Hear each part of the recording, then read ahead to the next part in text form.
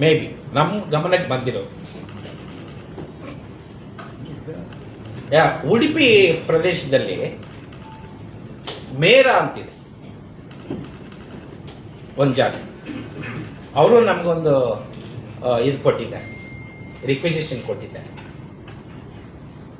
ಮೇರಾ, ಕೆಂಬಟ್ಟಿ, ಮಾನ್ಸ, ಮಾಲಿಕ್ ದಾಸರಿ. ಈಗ ನಮ್ಮ ಮುಂದೆ ಇರೋ 4. There may be some other.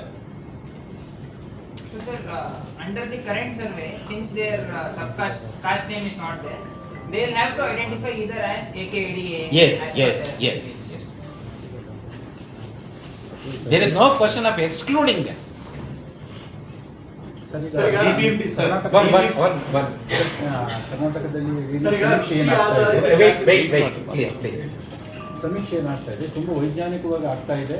ಹಾಗಾಗಿ ಈಗೇನು ಯೂನಿಯನ್ ಗೌರ್ಮೆಂಟ್ ಸೆನ್ಸಸ್ ಮತ್ತು ಕ್ಯಾಟ್ ಸೆನ್ಸಸ್ ಮಾಡಬೇಕು ಅಂತ ಏನಿದೆ, ಇದನ್ನು ಅಡಾಪ್ಟ್ ಮಾಡ್ಕೊಳ್ಳೋಕ್ಕೆ ತಮ್ಮ ಹತ್ರ ಏನಾದರೂ ಮಾಹಿತಿ ಕೇಳಿದಾರ ನಮ್ಮ ಕಡೆಯಿಂದ?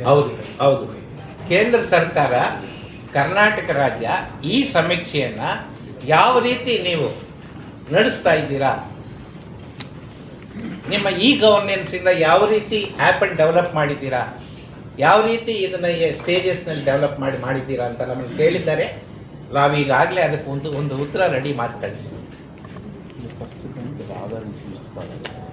ಇದು ಯಾಕೆಂದರೆ ನನಗೆ ಗೊತ್ತಿಲ್ಲ, ಸಬ್ಜೆಕ್ಟ್ ಟು ವೆರಿಫಿಕೇಷನ್.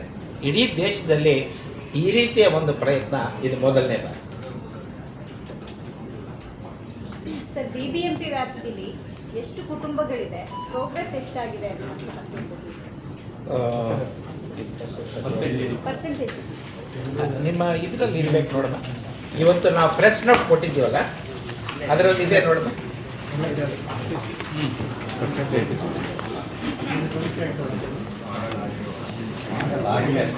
ಎಷ್ಟು ಪರ್ಸೆಂಟ್ ಆಗಿದೆ? 50% 36% ಆಗಿದೆ with regard to SC households. So 36% ಅಂದರೆ compare to 2011 census. So 2025 projected ನಾವು ಕ್ಯಾಲ್ಕುಲೇಟ್ ಮಾಡ್ತಾ ಇದ್ದೇವೆ. 2011 ಸೆನ್ಸಸ್ಗೆ ಶೇಕಡ 36 ಅದೇ ಲೋಯೆಸ್ಟ್. ಹೌದು. ಈಗ ಎಲ್ಲ ಜಿಲ್ಲೆಗಳಲ್ಲೂ ಕೂಡ ಶೇಕಡ 70% ಆಗಿದೆ. BBMPಯಲ್ಲಿ ಸ್ವಲ್ಪ ಮಂದಗತಿಯಲ್ಲಿ ನಡೀತಾ ಇದೆ. ಬಟ್ ಅದಕ್ಕೂ ಕೂಡ ನಾವು ಈಗ ಆಲ್ರೆಡಿ ರಿವ್ಯೂ ಮಾಡಿದ್ವಿ. ಆನ್ಲೈನಲ್ಲಿ ಬರ್ಬೋದು. ಒಂದು ಅಲ್ಲ, ಅದಕ್ಕೆ BBMPನಲ್ಲಿ ಆಲ್ ಹೌಸಸ್ ಸರ್ವೆ, ಇದು ನಾನ್ SC ಹೌಸಸ್ಸು 13,98,037. SC houses 57,240.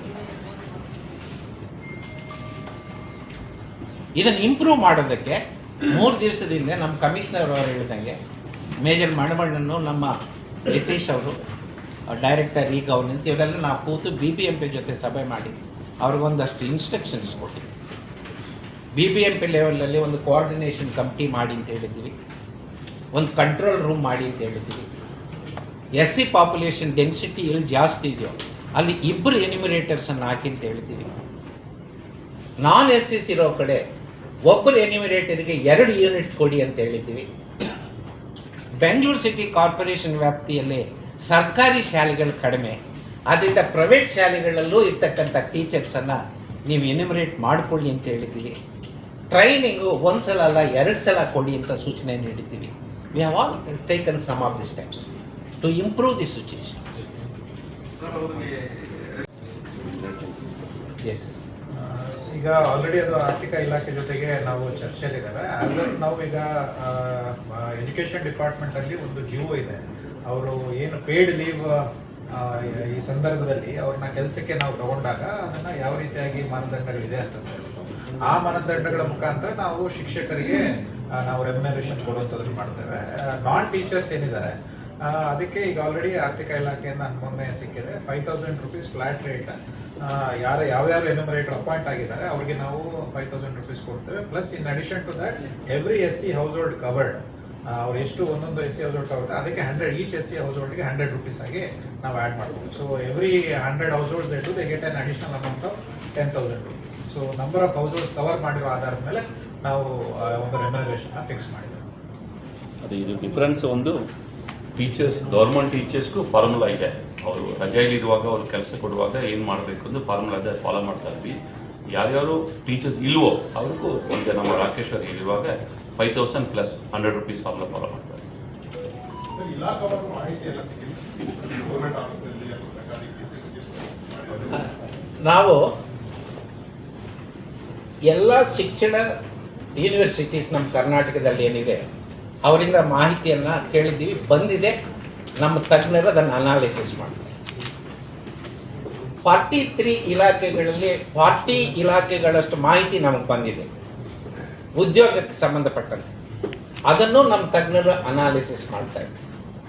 ಆಮೇಲೆ ರಾಜಕೀಯ ಪ್ರಾತಿನಿಧ್ಯದ ಮಾಹಿತಿಯನ್ನು ನಾವು ಕೇಳಿದ್ದೀವಿ, ಪಂಚಾಯಿತಿಯಿಂದ ಪಾರ್ಲಿಮೆಂಟ್ವರೆಗೂ ಅದು ಬಂದಿದೆ, ಅದನ್ನು ಅನಾಲಿಸಿಸ್ ಮಾಡ್ತಾ ಇದ್ದೀವಿ.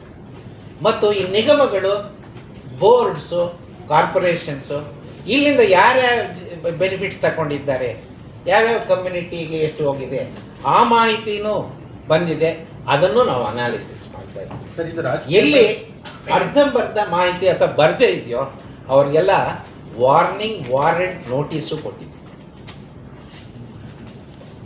ಎಸ್ ಬರ್ ರಾಜಕೀಯ ಪ್ರಾತಿನಿಧ್ಯದ ಸೋರ್ಸ್ ಹೆಂಗೆ ಯಾರ ಕಡೆಯಿಂದ ತಗೋತಾ ನಾನು ಇದ್ದೀವಿ? ಎಲೆಕ್ಷನ್ ಇದರಿಂದ ತಗೊಂಡು ಎಲೆಕ್ಷನ್ ಕಮಿಷನ್.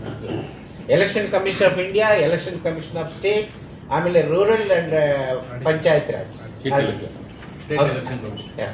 ಅಲ್ಲ, ಇದು ನಮ್ಮ panchayat raj state election commission ಅದರಿಂದ ಕೊಡ್ತೀವಿ. ಆದರೆ ಇದು ಮಾಹಿತಿ ಬಂದಿದೆ, ನಾವೀಗ ಅನಾಲಿಸಿಸ್ ಮಾಡ್ತಾ ಇದ್ದೀವಿ. ಸರ್, ಈ ಬೇಡ ಜಂಗಮ ಅಬ್ನಾರ್ಮಲ್ ಇನ್ಕ್ರೀಸ್ ಆದ್ರೆ ಈಕ್ವೇಷನ್ ಚೇಂಜ್ ಆಗಲ್ವಾ, ಅನಾಲಿಸಿಸ್ ಚೇಂಜ್ ಆಗಲ್ವಾ? That we are working on. You are right. Equation change ಆಗುವ ಸಾಧ್ಯತೆ because of escalation in population.